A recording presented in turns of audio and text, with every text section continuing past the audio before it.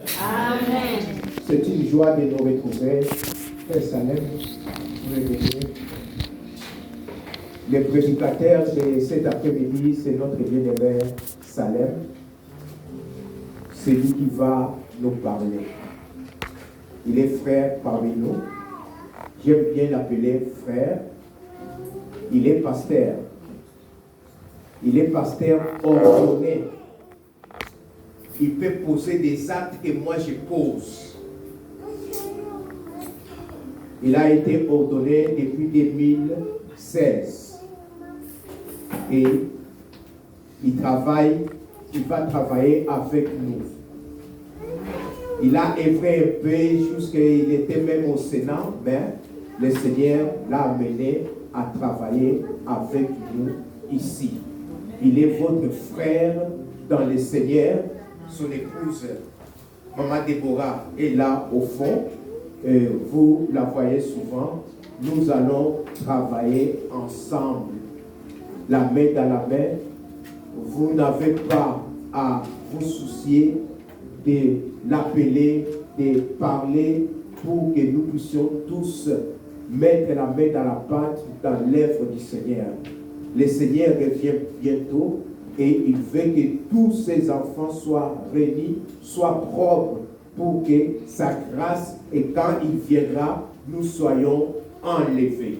Voilà pourquoi nous nous réunissons. Voilà pourquoi nous travaillons ensemble.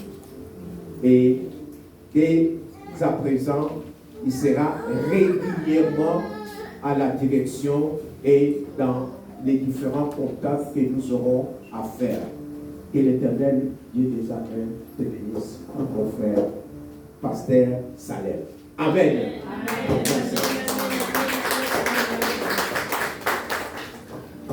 Seigneur, alléluia. Amen. Je rends gloire à Dieu pour la bonne opportunité qu'il nous donne aujourd'hui de nous retrouver. La Bible est en train de dire, je suis dans la joie quand on nous dit, allons dans la maison de l'Éternel. Est-ce que quelqu'un est dans la joie ce soir, cet après-midi? Amen. Alléluia. J'aimerais que vous soyez détendus. On est à la maison et on est en famille. Amen. Alléluia. Amen. Je ne chante pas beaucoup, mais j'aime chanter par la foi. Et j'aimerais chanter avec vous aussi pour que nous puissions glorifier le Seigneur, demander à ceux qu'ils prennent la place du roi. Amen. Amen. Jésus, nous te couronnons, nous te proclamons roi.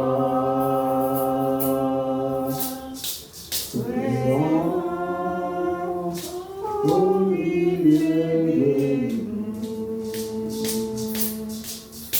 de nous t'invitons par nos chants. Jésus, nous te couronnons, nous te proclamons roi. Présent au milieu de nous t'invitons par nos chants, nous t'adorons, nous t'exaltons, rétablir ton trône éternel, par nos louanges, Père, nous t'invitons. Viens Jésus, prends la place du roi. Seigneur, c'est notre prière de cet après-midi. Prends la place du roi. Au nom de Jésus, nous demandons à ce que toi seul règne. Tu me connais, Père. Tu connais mon bien-aimé, ma bien-aimée qui est ici dans ta présence. Nul ne connaît les profondeurs du cœur de l'autre, si ce n'est que ton esprit. Nous prions que ton esprit garde toutes nos pensées en Christ dans le nom puissant et glorieux de Jésus-Christ. Seigneur, là où les enfants de Dieu se réunissent, l'ennemi aussi envoie les siens. mais je sais que ta parole dit que, ô Père éternel, ils viennent par un chemin et ils se dispersent par plusieurs. Je prie, Seigneur, que tu ne les laisses pas demeurer parmi nous, dans le nom puissant et glorieux de Jésus-Christ. Saint-Esprit, glorifie Jésus-Christ. Que chacun de nous sorte avec un dépôt de ta part et que ceci produise des fruits. Dans le nom puissant et glorieux de Jésus-Christ, nous avons prié avec action des grâces. Amen. Amen. Amen. Gloire au Seigneur. Je bénis le Seigneur pour l'opportunité qu'il nous donne aussi de me tenir devant vous. Je ne prends pas ça pour acquis. Comme l'a dit le pasteur, je suis votre frère. Et je rends aussi gloire à Dieu pour la vie du pasteur ainsi que de son épouse. C'est un bon papa et une bonne maman. Et on ne peut que se sentir en famille à côté d'eux. Je dis aussi merci au Seigneur à cause de vous qui êtes ici. Parce que si vous êtes venus parce que vous vouliez écouter Dieu, vous vouliez assez que vous receviez quelque chose de la part de Dieu. Je ne crois pas que ce soit moi qui vienne, que vous venez voir, ou même le pasteur, vous êtes venu voir Dieu. Alors ma prière est que de maintenant jusqu'à la fin du culte, vous voyez Dieu au travers de nous, qui nous témoignons devant vous. Amen. Amen. Alléluia. Amen. Alors je vais vous parler du thème qu'on est en train de parler depuis le début de l'année. Un thème excellent, j'ai les foi entre l'évangile. Et alors moi je vais exploiter le même thème.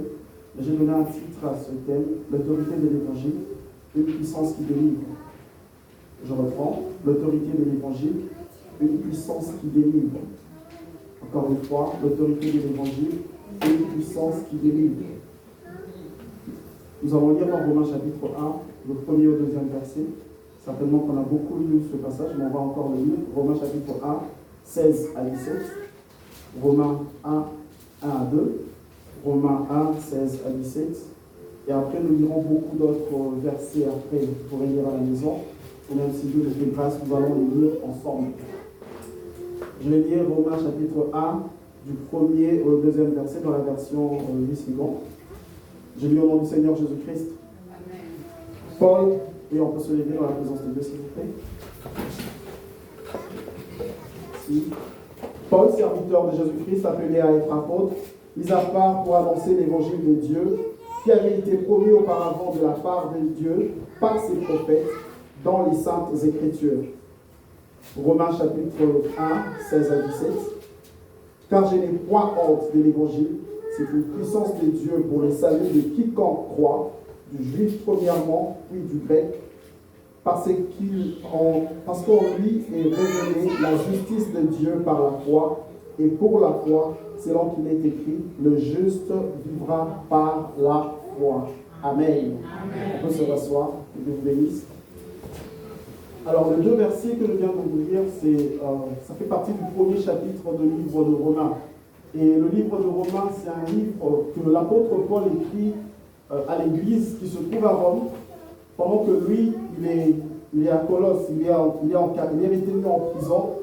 Il a l'intention de visiter l'église de Rome, mais il est retenu plusieurs fois. Il dit même que les diables étaient en train de l'empêcher d'arriver jusqu'à eux.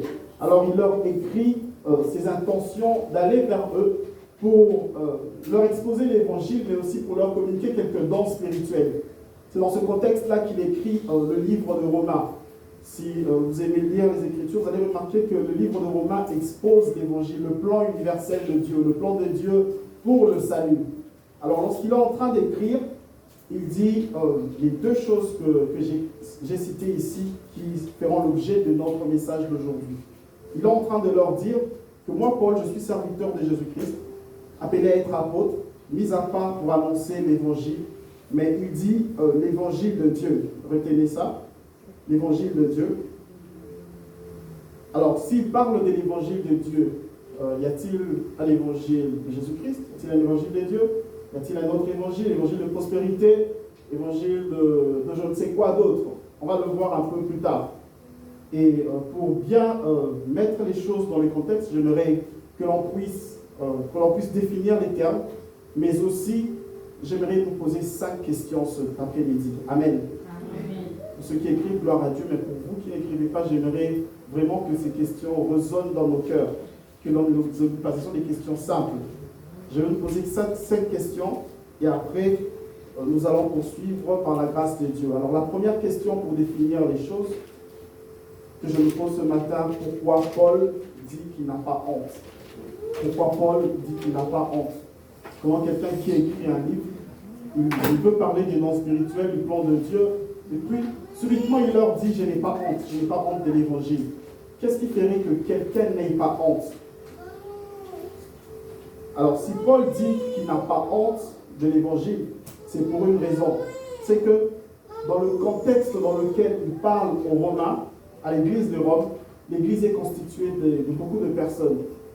L'église est constituée des Juifs, de ceux qui étaient avec eux en Israël, qui sont allés jusqu'à Rome, qui font partie de la synagogue, premièrement. Deuxièmement, de tous les païens qui ont été gagnés en Christ. Ils font partie maintenant d'une même famille.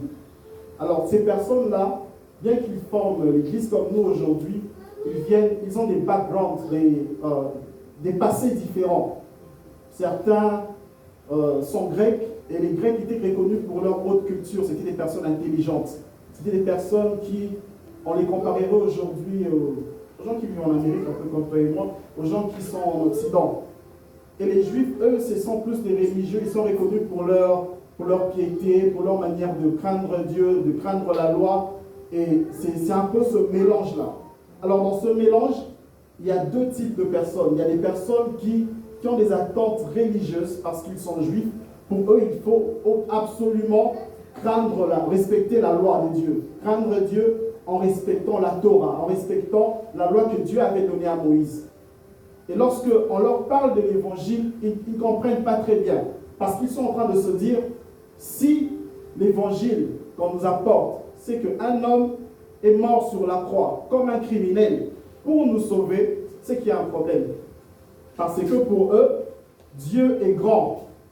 Et le Messie, selon eux, devait arriver comme étant un fils de David, un descendant d'Abraham. Abraham est l'homme le plus béni. Et le fils de David, ça doit être un roi comme David. Alléluia. Amen. Ça devait être un roi comme David. Et eux, lorsqu'ils sont en train de vivre l'oppression de Rome, ils sont en train d'attendre à ce que le Messie puisse être un roi comme David. Un roi, un leader politique, un homme qui viendrait les délivrer avec une grande armée contre l'oppression de Rome. Et lorsqu'ils voient Jésus, ils voient un homme dont l'aspect ne pouvait attirer personne. Ils se disent, lui, ce n'est pas le Messie. Alléluia. Ils se disent que lui, il ne peut pas nous sauver. Même s'ils ont vu des miracles, ils l'ont entendu parler, mais il y a quelque chose d'après leurs attentes religieuses qui ne marche pas bien. Comment est-ce que le Messie, le fils de David, peut être comme nous? Comment est-ce qu'il peut mourir comme un criminel? La Bible est en train de dire, dans Deutéronome chapitre 21, le verset 22 au verset 23, vous pouvez lire ça à la maison, Dieu dit, maudit soit celui qui est pendu au bois. Et Jésus meurt comme un criminel parce qu'il est pendu au bois. Donc pour les gens qui étaient très très religieux, quand ils voient la vie de Jésus, ils voient comment sa vie a fini, ils se disent, ah, c'est ce qu'on avait dit, il est maudit. La preuve, c'est qu'il est allé être pendu au bois. Ils avaient toutes les raisons, en tant que religieux, de croire que Jésus n'était pas le Messie. Amen. Alors lorsque Paul leur dit, je n'ai pas honte de l'évangile, il veut leur dire, je n'ai pas honte de vous dire que celui que vous pensez être le criminel, c'est le sauveur. Alléluia. Amen. Celui que vous pensez être maudit, c'est celui par qui nous tous nous sommes bénis. Et la deuxième catégorie des personnes à qui il parle, ce sont les Grecs. Les Grecs, eux, ils réfléchissent. Ils s'assemblent même quelque part pour qu'ils puissent philosopher. Les Grecs sont connus pour leur sagesse. Et lorsqu'on leur dit qu'il y a un individu qui est venu comme tout le monde, et qui est mort pour sauver le monde, dans leur tête, ça ne passe pas. Vous et moi, vous êtes d'accord que ce n'est pas logique. Si tu veux sauver le monde, il faut que tu te fasses voir, il faut que tu aies les moyens, les compétences. Mais Jésus n'est pas passé par une voie logique pour sauver le monde. J'aimerais dire à quelqu'un que la foi n'est ni rationnelle ni religieuse. Alléluia. Tu ne peux pas croire par ton intellect. Et tu ne peux pas croire en Jésus-Christ si tu es une personne religieuse. Si tu es toujours dans les lois, je dois faire ça, je dois faire ça, je dois faire ça, tu vas avoir un ensemble de règles que tu ne pourras même pas toi-même respecter. Notre foi est bien plus grand que cela. Et lorsque Paul est en train de leur dire « je n'ai pas honte », rationnellement, il devait avoir honte. Religieusement, il devait avoir honte. Mais il se tient fièrement pour leur dire « je n'ai pas honte de l'évangile. Je n'ai pas honte de celui que vous prenez pour un criminel parce qu'il m'a sauvé. Et je n'ai pas honte de celui que vous prenez pour un fou parce que par lui, et vous et moi, nous avons la vie. » Alléluia. Amen. Cela me pousse à nous poser une deuxième question. La première, je reprends, que j'ai posée. Pourquoi Paul dit qu'il n'a pas honte? La deuxième question que je me pose, c'est qu'est-ce qu'est l'évangile? Pourquoi Paul dit qu'il n'a pas honte? Alors si c'est l'évangile dont il parle, c'est quoi l'évangile?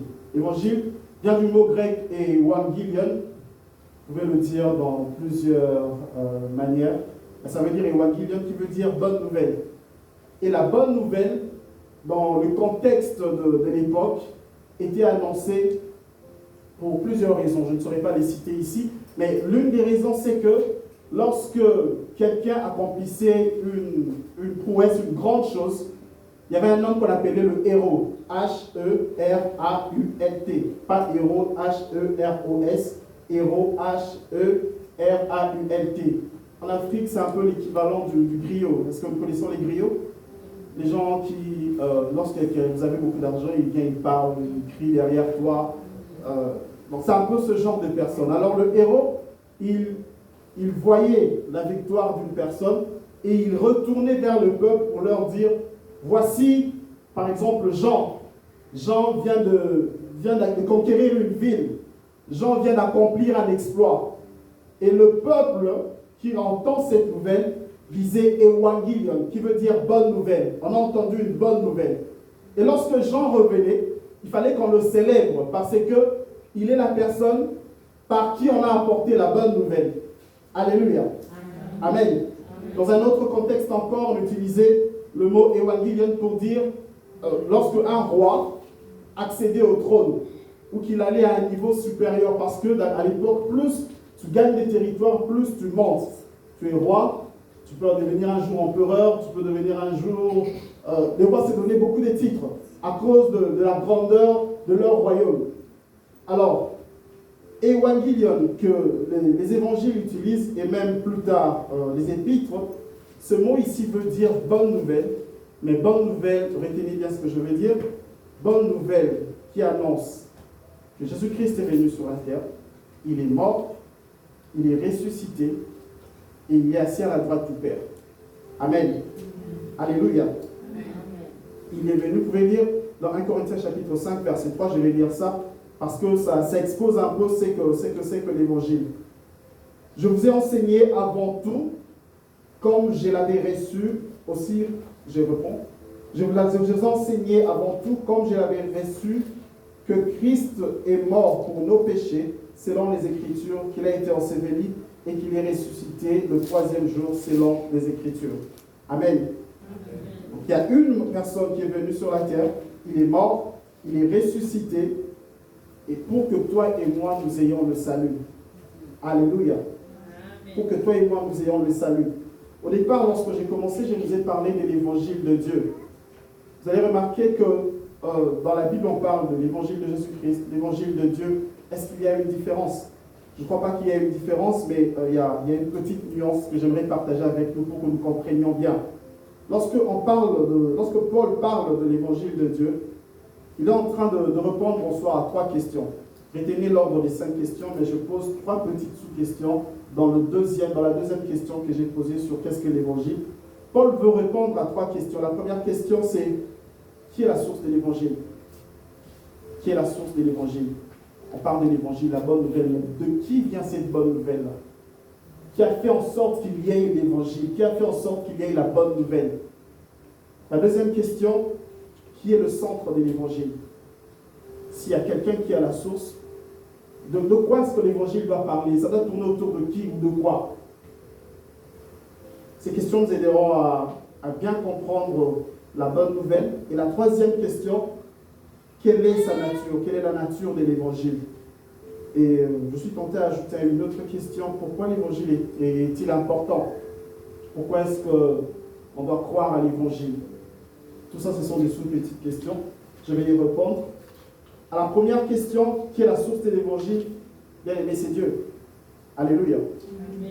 Et lorsque l'apôtre Paul dit dans Romains chapitre 1, le premier verset, l'évangile de Dieu, il n'est pas en train de parler de notre évangile, mais il est en train de dire, surtout aux Juifs, le Dieu qui avait promis par les prophètes et les Écritures qu'il y aurait un Messie qui arriverait et qu'il sauverait non seulement Israël, mais le monde tout entier, c'est celui-là qui apporte la bonne nouvelle que je viens vous annoncer.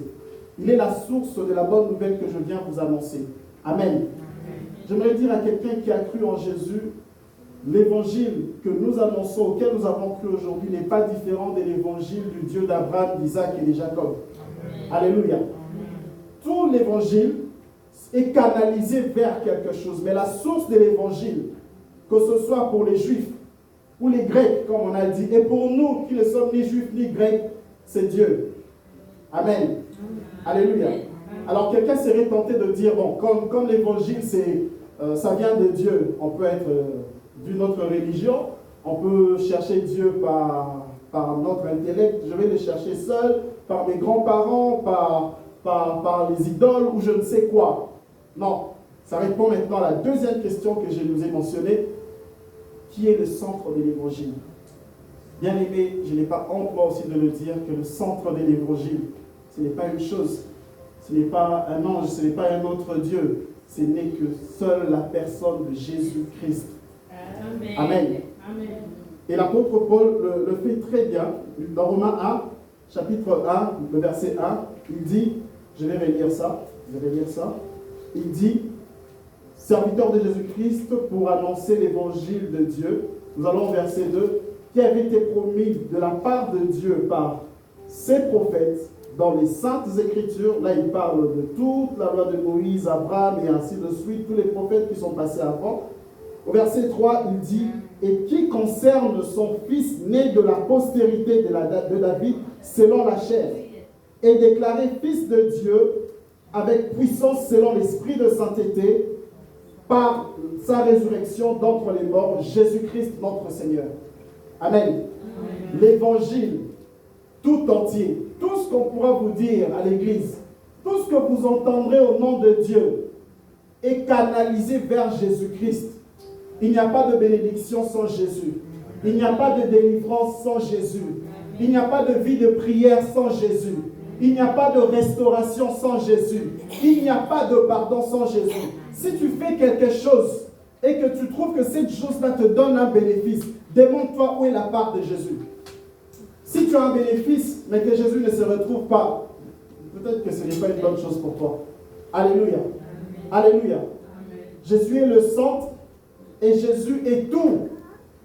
Au fait, il y a des choses qui nous emmènent vers Jésus. Il y a des choses qui nous révèlent Jésus, qui manifestent Jésus, qui nous montrent qui est Jésus. Mais il n'y a rien que tu fais. Si tu fais une chose et que tu trouves que j'ai prié du début à la fin, Jésus ne trouve pas son compte. Tu n'as pas prié Dieu. Amen. Alléluia. Amen. Amen. Amen. Tu voulais de l'argent, tu as prié, ou bien tu allais, quelqu'un t'a imposé les mains et puis tu as beaucoup d'argent.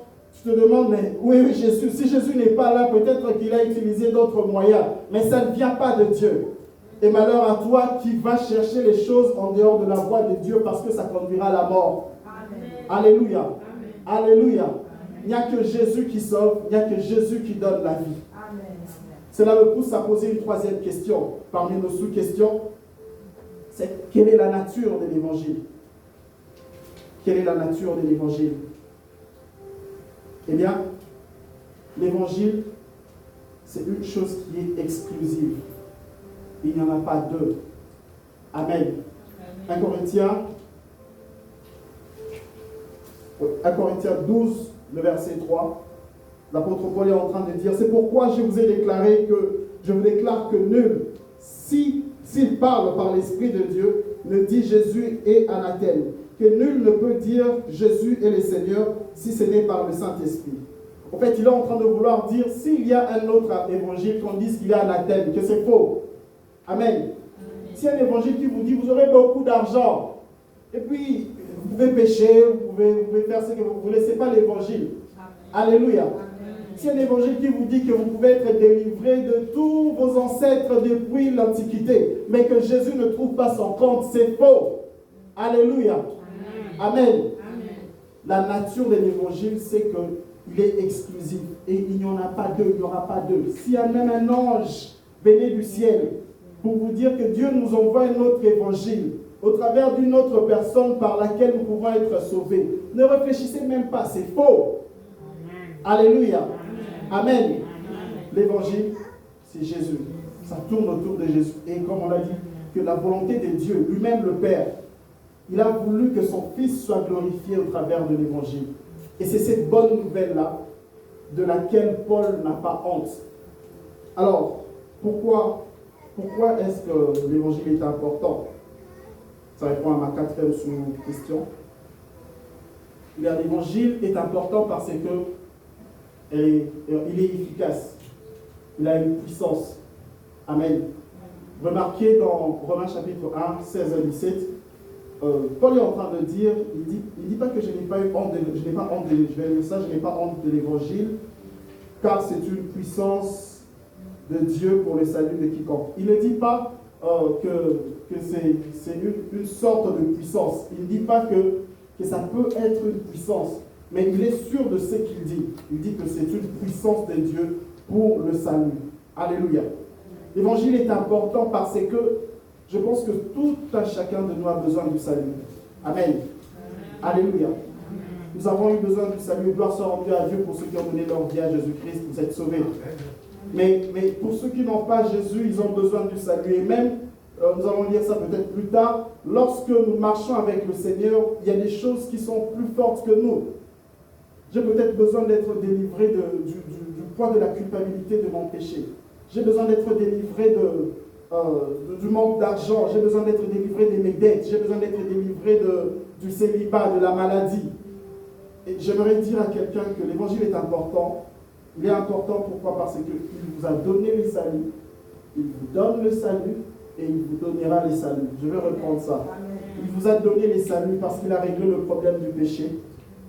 Il vous a délivré du poids de la condamnation de la justice de Dieu. Il vous a délivré du poids de ce que Satan avait sur vous comme emprise.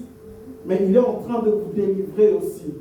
Si tu es malade, il n'y a pas un autre évangile qui va te délivrer de la maladie. C'est le même évangile qui t'avait sauvé. Amen. Ne passe pas par 4 chemins. Et j'aimerais encourager quelqu'un qui croit en Jésus. Jésus te suffit. Amen. Yes. Alléluia. Yes, le même Jésus qui t'a pris de là où tu étais, lorsque tu étais pécheur, lorsque tu mourais encore dans ton péché, la même chose, la puissance qu'il a utilisée pour te sortir du péché, c'est la même puissance qui va te guérir de la maladie. Peu importe le nom de la maladie. Amen. Et d'ailleurs, la Bible dit que lorsque Dieu l'a ressuscité, il a déployé toute sa puissance par son esprit pour le sortir de la mort. Alléluia. J'aimerais te dire, si Dieu a déployé toute sa puissance pour te donner les saluts qui te délivrent de la vie de pécheur, quelle puissance Dieu manque pour ta maladie, pour ton travail, pour ton célibat, pour je ne sais quoi. Il a tout. Et au fait, Jésus est un package complet. Amen. Alléluia. Amen. Amen. J'aimerais que tu sois fier de Jésus en qui tu as cru. Il ne te manque rien. S'il te manque quelque chose, ça se trouve en Jésus. Alléluia. Ne laisse pas le diable te mentir qu'il te manque encore quelque chose. Il faut que j'aille encore. C'est vrai qu'il faut prier. Mais il est en train de te dire il faut que dans ma prière, il faut que je cherche encore comment atteindre une dimension. Il faut que j'aille encore faire des sacrifices. Jésus a tout accompli. Amen. Alléluia. Amen. Amen. Et croyez-moi qu'il a pris son temps pour faire son sacrifice. Il savait que tu manquerais du pain un jour. Tu te retrouverais au Canada, tu aurais peut-être des problèmes de papier. Il savait que tu aurais besoin de mariage, tu aurais besoin des enfants, tu aurais besoin d'éduquer tes enfants. En fait, c'est nous que la vie surprend. Parce que là où nous allons, nous ne savons pas. La Bible dit, qui sait ce qu'un jour nous réserve. Alléluia. Et en tant qu'humains, nous avons peur du lendemain. Mais j'aimerais te dire, là où tu parles, le lendemain, tu sais que toi tu appelles lendemain, c'est quelque chose que Dieu maîtrise. La Bible dit qu'il est le maître de temps et des circonstances. Là où tu es en train de partir, Jésus vient de là. Amen. Alléluia. Lorsqu'il était en train de s'offrir au Père, lorsqu'il était en train de régler le problème du salut, il était aussi en train de régler le problème de ton voyage, de tes papiers, de ton argent, de tes enfants. Il a tout accompli. Alléluia. Cet après-midi, j'aimerais encourager quelqu'un qui croit ou qui a cru. Tu as choisi la bonne part. Amen. Sois fier du Dieu en qui tu as cru. Mais le problème, c'est que souvent, nous regardons nos problèmes, la grandeur de nos problèmes, la grandeur de nos besoins, et le diable nous couvre la vue par rapport à celui en qui nous avons cru, et nous disons, oh là là, il faut que j'ajoute quelque chose. Il y a quelque chose que Jésus ne m'a pas encore donné. La Bible est en train de dire, s'il nous a donné son esprit, qu'est-ce qu'il peut nous refuser? Alléluia. Qu'est-ce qu'il peut te refuser? Dieu ne t'a rien refusé. En soi, nous avons tout pleinement reçu en Jésus-Christ. Moi qui vous parle, je n'ai pas tout, mais je sais que j'ai tout reçu en Jésus-Christ. Dans sa volonté, en tant que Père, il sait quand me donner ce qu'il faut. Je vais illustrer ça par quelque chose. Nous avons pour la plupart des cartes de crédit ou des cartes de débit, n'est-ce pas? Et si vous donnez votre carte à votre enfant, par quel moyen, selon vous, votre enfant peut aller retirer l'argent dans le distributeur? Est-ce qu'on tape dans les distributeurs? Je ne sais pas, peut-être par rapport à la technologie aujourd'hui, je ne pense pas qu'on peut taper la carte dans le distributeur. Il faut un code, n'est-ce pas? Il faut un code. Et il n'y a que ceux à qui le Père a donné le code qui peuvent avoir accès à l'argent dans le distributeur. J'aimerais dire à quelqu'un que le code, c'est Jésus-Christ. Amen. Amen.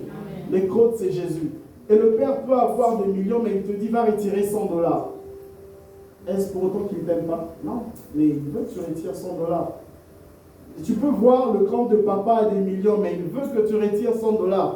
Si tu retires 150, ça ne va pas t'aider, parce que tu as désobéi. Ce qu'il te faut, c'est les $100 que papa a dit que tu retires. En soi, Dieu nous donne, tu te demandes pourquoi je ne me marie pas, mais Dieu veut, au-delà de tout, au-delà de tout ce qu'il peut avoir comme combat ou quoi que ce soit, Dieu sait que maintenant tu sois célibataire, que tu marches avec lui, que tu crois pleinement en lui, au temps convenable, il te donnera ton mariage. Et c'est beau parce que, et tes ennemis, et toi-même, et nous tous, nous allons nous rendre compte que c'est seul Dieu qui fait ça. Amen. Le but de l'évangile, c'est que Jésus-Christ soit glorifié. Et c'est la volonté du Père lui-même. C'est la volonté du Père. Ne laisse pas tes soucis te tromper. Ne laisse pas les hommes autour de toi te tromper. Ne te laisse pas toi-même séduire par le diable. Pour que tu commences à penser peut-être que je dois changer. Non, non, non. Continue dans la voie du Seigneur. Amen. Tu as choisi la bonne part. Yes. Et c'est lorsque vous êtes conscient, pleinement conscient de qui est Jésus, de comment est-ce que vous pouvez marcher avec lui, que vous marchez pleinement dans la victoire.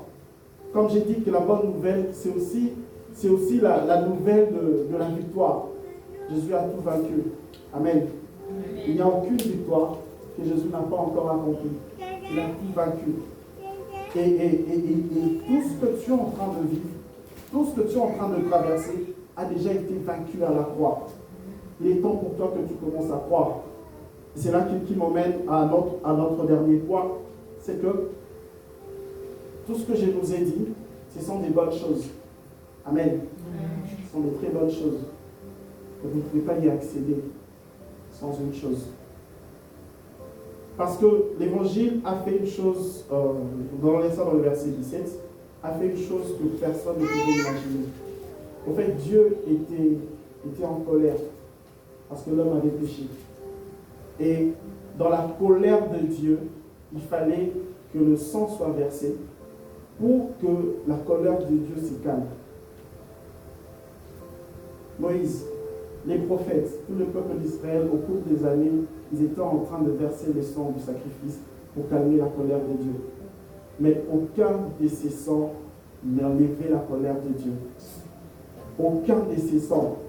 Au fil des années, les hommes étaient en train de se dire, peut-être que je dois fournir des efforts. Mais plus ils fournissaient des efforts, plus ils retournaient encore dans leur péché. Comme quelqu'un ici, peut-être tu te dis, la semaine prochaine, je ne vais pas pécher, puis tu pêches encore doublement. Et puis tu dis, le mois prochain, je ne vais pas pécher, tu te donnes du temps, mais tu pêches encore. Tu dis, peut-être je ne vais pas manquer, mais tu manques encore. Parce que nous sommes humains. Alléluia. Yes. Amen. Amen. Et Dieu nous aime, mais il y a quelque chose qui était resté comme un vide. La justice de Dieu réclamait vengeance. La justice de Dieu réclamait réparation. Et au fil du temps, tout le monde a essayé. Tout le monde, même les plus grands prophètes, ils ont essayé. Personne n'a calmé le cœur de Dieu. Même les prophètes que vous aimez les plus, que moi aussi j'aime le plus, personne n'a satisfait le cœur de Dieu. Il y a une seule personne qui satisfait le cœur de Dieu. C'est Jésus-Christ. Alléluia. Alors, il a accompli la justice de Dieu que les hommes imparfaits n'arrivaient pas à accomplir.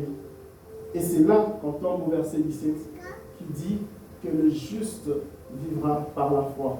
La justice de Dieu accomplie ne prend son sens que par la foi. Alléluia. Amen.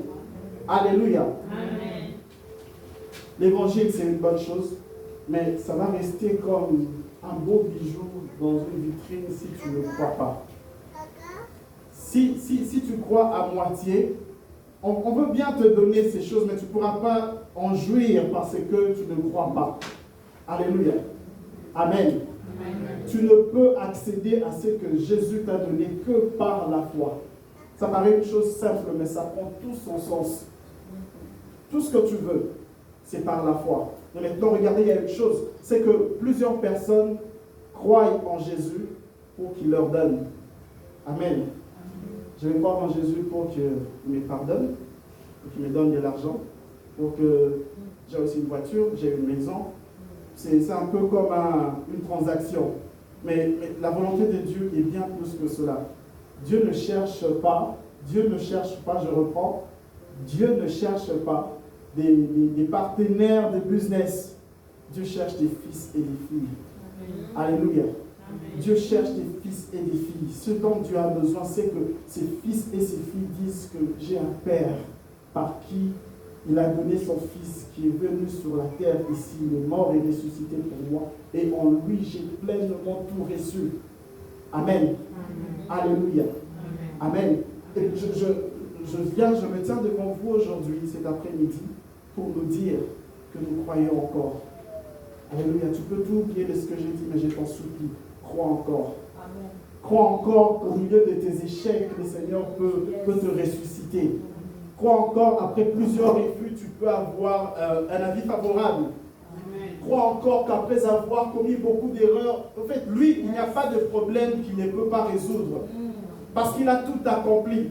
Crois qu'au milieu de tes erreurs, là où tu ne peux ni calculer par l'intellect, ni par la religion, parce que nous les hommes, on va te juger, mais lui, il peut te sortir une histoire, tu te demandes, ça c'est mon histoire. Tu regardes face au miroir, tu dis, ça c'est moi. Parce qu'il y a 5 ans peut-être, tu étais en train de pleurer, il y a 10 ans, tu étais une personne méconnaissable. Alléluia. Il peut tout changer. Et je prie que tu croies encore. Vous savez, nous sommes les plus malheureux des hommes si nous croyons en partie ou nous ne croyons pas. Nous ne sommes pas différents des païens. Savez-vous que les démons croient aussi? Les démons savent que Jésus est Seigneur, mais ils ne peuvent jouir de la grâce du salut. La Bible dit que les anges ont plongé leur regard. Ils regardent avec admiration ce que Dieu nous a donné. Amen. Alléluia. Ils sont en train de se dire, waouh, comment Dieu peut faire grâce. La grâce, c'est quelque chose d'extraordinaire. Mais Dieu nous l'a donné. Bien-aimé, ne baisse pas ta tête. Ne baisse pas ta tête. Crois encore. J'encourage quelqu'un cet après-midi à croire encore. Amen. Crois que même si c'est toi qui étais coupable, même si c'était ta faute, viens dire au Seigneur, Seigneur, pardon. Amen. Je reconnais que c'était moi, mais je crois que tu peux restaurer. Amen. Alléluia. Amen. Alléluia. Amen. Il peut restaurer. Amen. Même si tu t'étais ligué avec des personnes, et puis si tu étais la pire des personnes, c'est toi qui étais le meneur des méchants. Dis au Seigneur, pardon, je reconnais. Mais cette fois-ci, je veux marcher selon toi. Toute personne qui marche en Christ, toute personne qui laisse Christ se manifester pleinement, Dieu ne le laisse pas. Amen. Voilà, je vous ai dit qu'il y a beaucoup de choses qu'on veut avoir de Jésus. Mais souvenez-vous qu'il a besoin des fils et des filles. Et quel est ce père qui ne donne pas à ses fils et à ses filles? Quel est ce père? Si nous, méchants comme nous sommes, pouvons donner du pain à nos enfants, tu te rassures à ce qu'aucun de tes enfants ne dorme affamé, que ce soit en Afrique, au Canada ou ailleurs. À combien plus forte raison Dieu? Alléluia. C'est vrai que nous devons demander. Et c'est vrai que Dieu donne. Mais j'aimerais que tu sois conscient, que tu sois consciente que Dieu est un Père responsable. Yes. Est un Père responsable. Et il ne te rejettera pas lorsque tu iras auprès de lui. Il ne te dira pas, non, on a encore des problèmes à régler avec toi. Mets-toi d'abord à l'écart. Non, c'est un Père plein d'amour. Yes. C'est un Père plein d'amour. Et son amour, tu ne peux même pas l'imaginer. Même quand tu auras compris, il sera encore beaucoup plus grand pour le comprendre. Dieu est réellement amour. Et cet après-midi, il t'appelle, viens à moi. Alléluia. Amen. Amen. Nous allons incliner nos têtes en prière. Nous allons prier. Le Seigneur appelle quelqu'un cet après-midi pour deux choses. La première, c'est pour te dire que c'est encore possible. C'est pour te dire que si tu regardes ton passé et tu veux porter le poids et le fardeau de ton passé pour déterminer ton futur, tu es en train de te tromper. Mais il y a quelqu'un qui peut changer ton histoire. Il y a quelqu'un qui peut te donner une vie tout autre. Il y a quelqu'un qui peut te restaurer. J'aimerais que tu lui dises, Seigneur, je viens à toi. Je crois encore. Est-ce que tu peux élever ta voix et prier? C'est un acte de foi que tu fais en priant à haute voix. Plus que ton voisin qui t'entend, il y a un Dieu dans les cieux qui t'entend et lui, il entend les cœurs. Parle-lui, dis-lui, je n'ai pas honte. Je n'ai pas honte de dire que je péchais. Je n'ai pas honte de dire que j'étais mauvais. Je n'ai pas honte de dire que je faisais les choses selon ma propre volonté. Mais je viens devant toi ce soir. Je viens devant toi pour dire, Papa, s'il te plaît, restaure-moi. Je crois encore. Je crois encore. Alléluia, alléluia. Seigneur, merci parce que tu es le Dieu qui restaure. Tu es le Dieu qui restaure. Je crois que tu peux encore délivrer. Je crois que tu pardonnes encore. Je crois, Seigneur, que tu effaces le poids de la culpabilité. Seigneur, il y a quelqu'un qui pleure et qui demande, pourquoi toujours moi? Pourquoi toujours moi? Oh Seigneur, merci parce que tu as la réponse à son problème. Merci parce que tu as la réponse à ses questions. Oh Seigneur, s'il te plaît, je viens à tes pieds pour te dire que je crois encore. Je crois encore en toi. Seigneur, tu ne laisses personne qui croit en toi demeurer tel qu'il était. Tu ne laisses personne, Seigneur, qui croit en toi. Oh Père éternel, restez sans réponse. Au nom de Jésus, je crois en toi. Alléluia.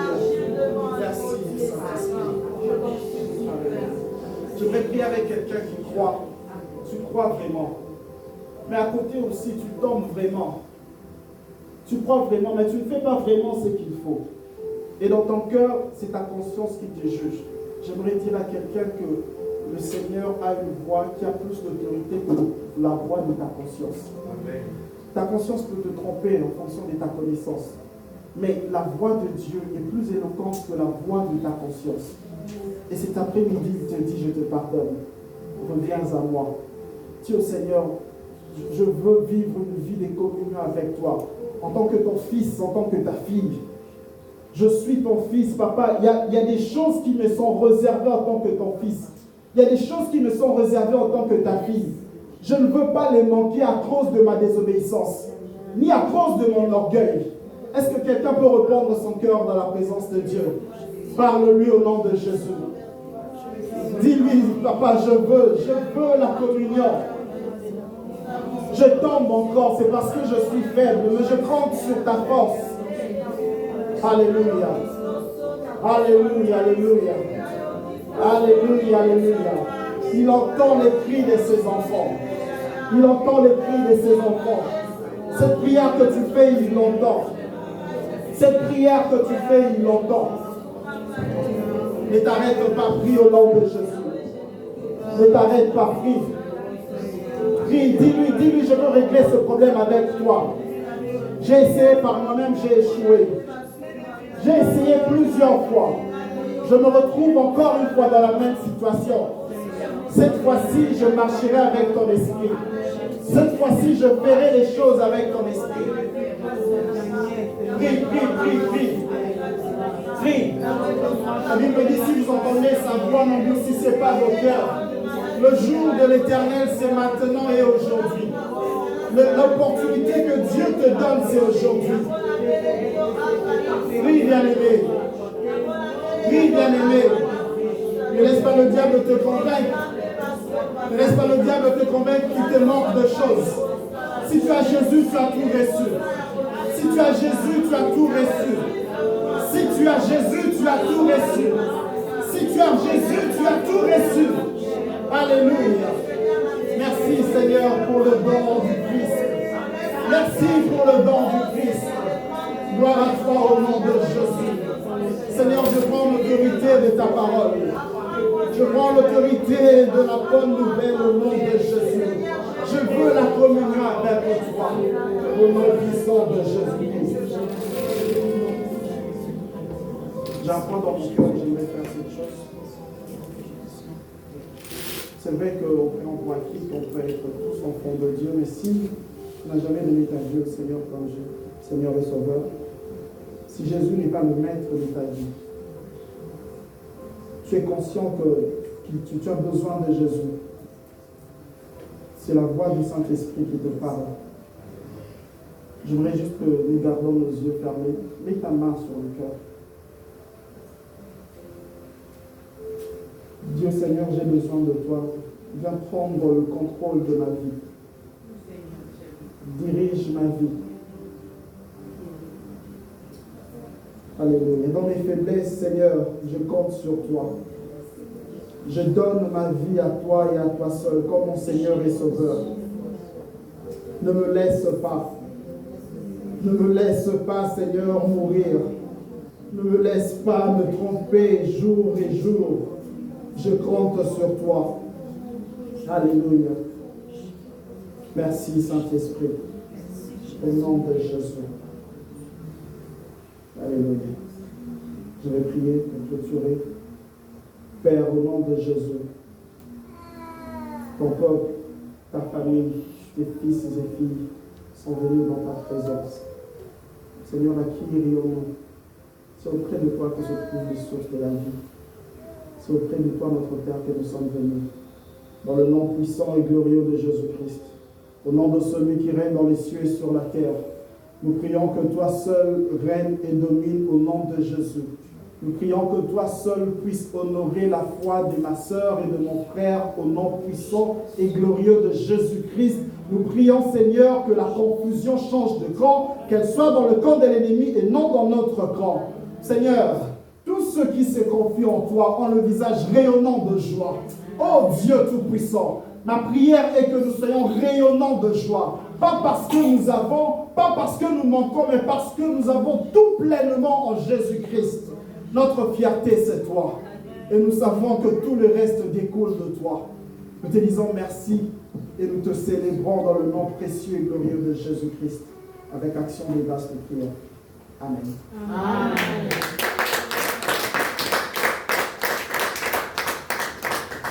Amen. Amen. Amen. Amen. Je pense que tout un chacun est restauré. Amen. Amen. Et que la parole qui est sortie